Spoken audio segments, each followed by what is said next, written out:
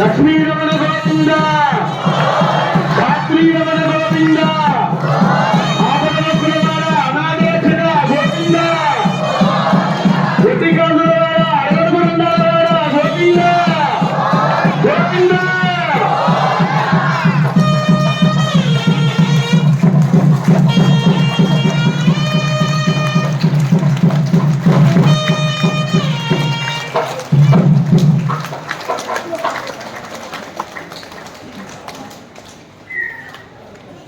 అందరికీ కూడా ఆ లక్ష్మీ నాథుడి కృపా కటాక్షాలు ఎల్లవేళలా ఉండాలి అని, అష్టలక్ష్మి కృప, నవదుర్గ కృప కూడా అందరి మీద కూలంకషంగా పరిపూర్ణంగా ఉండాలని